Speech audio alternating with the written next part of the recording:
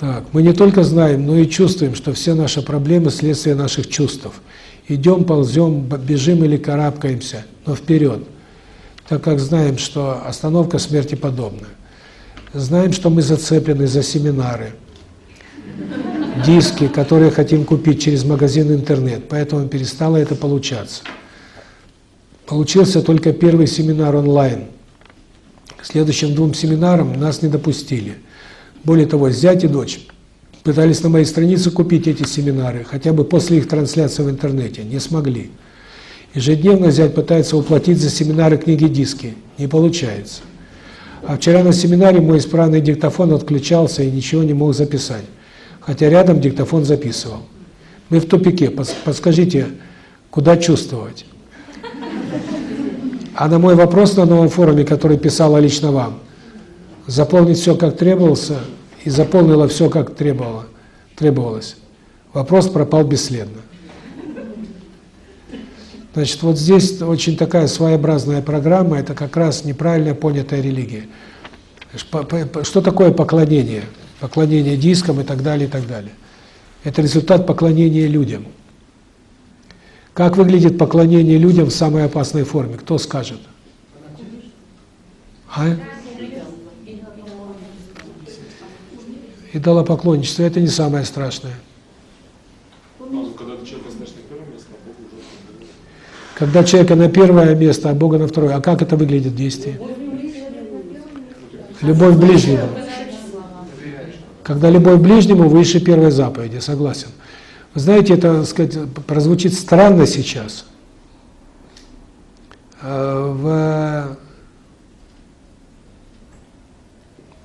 православии главное добродетель – это умереть ради другого.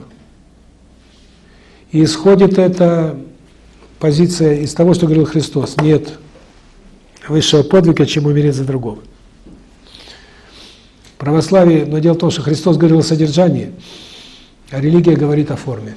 Знаете, в чем разница?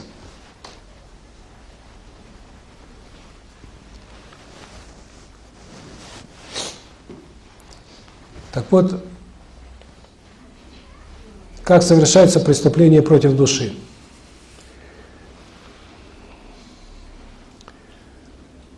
Следующим образом. Когда я жертвую собой ради другого, это хорошо или плохо? И да, и нет. Диалектика, вопрос соотношения. Если человек погибает, и я спасаю его и жертвую своей жизнью, это прекрасно и это нормально. А если человек пузо почесал и говорит, ну-ка жертвуй, так сказать, мне что-то не хватает, и я пожертвовал жизнью ради него, это самоубийство. Согласны? Да. Так вот, когда нам в голову вбивают, что только идея самопожертвования ради другого, это превращается в то, что каждый из нас должен постоянно жертвовать собой ради другого. Это есть убийство своей души. Вот здесь, в этой записке, я смотрю автора, тенденция поклоняться другим людям и постоянно жертвовать собой ради других. Жертвовать нужно в критической ситуации, а в остальные случаи нужно требовать, чтобы тот сам делал. Я в первой книге писал, что можно дать деньги человеку, а можно научить его зарабатывать деньги. Можно накормить рыбой, а можно научить ловить рыбу. Так вот, когда мы начинаем поклоняться другому человеку, и когда мы, забывая о себе, начинаем жертвовать для него постоянно, когда мы убиваем себя постоянно в угоду другому, это и есть преступление против Бога. Это есть отречение от любви, когда мы забываем о себе. Мы должны помнить о себе и сказать, дорогой, я тебе готов помочь, но если ты сам себе не готов помочь, я тебе помогать не буду. Жертва, когда человек погибает, это одно. Жертва, когда человек не хочет работать ради него, это противоположно, это преступление. А поскольку в православии диалектика отсутствует, там либо хорошо, либо плохо, как система ценностей создана в православии?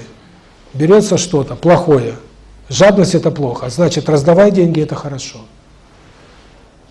Что еще берем?